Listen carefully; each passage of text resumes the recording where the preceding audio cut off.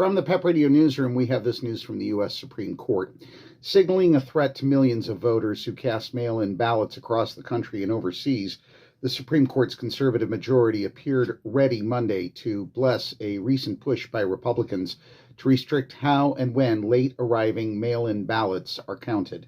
The Republican National Committee and Mississippi's Republican and Libertarian parties have asked justices to unwind a Mississippi law passed in 2020 that allowed absentee voters to mail in their ballots with a postmark as late as Election Day. Under the state law, election officials were ordered to count ballots received as late as 5 days after Election Day. Over 30 states currently have grace periods for mail-in ballots that are similar.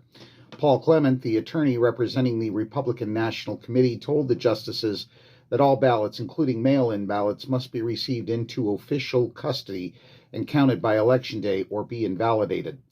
Seemingly suddenly disinterested in preserving states' rights, Justices Neil Gorsuch, Clarence Thomas, a.k.a. Uncle Ruckus, Amy Coney Barrett, and Brett Kavanaugh repeatedly appeared to share the RNC's sentiments about the necessity of a singular election day, or one without grace periods for the counting of ballots. Justice Samuel Alito appeared to put a fine point on the majority's grievances. We have a lot of phrases that involve two words, the second of which is day. Labor Day, Memorial Day, George Washington's birthday, Independence Day, a birthday, an election day. They are particular days. So if we start with that, if I have nothing more to look at than the phrase election day, I think this is the day in which everything is going to take place, Alito said, noting personally that of all of those, only birthday and election day are not considered federal holidays. Go figure. And in a passing shot at early voting as well, Alito added, we don't have election day anymore. We have election month, or we have election months, Alito said. I mean, the early voting can start a month before the election. The ballots can be received a month after.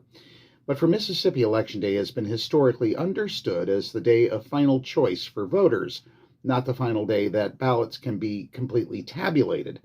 And this applies more broadly, too, according to arguments Monday from Mississippi Solicitor General Scott Stewart. Since the Civil War, mail-in or absentee ballots have been part and parcel of the American voting experience, and since at least the 19th century, Scott explained, it has been acceptable for postmarked votes to be counted well after Election Day. That's what we know for now. From the PEP Radio Newsroom, I'm David Moore.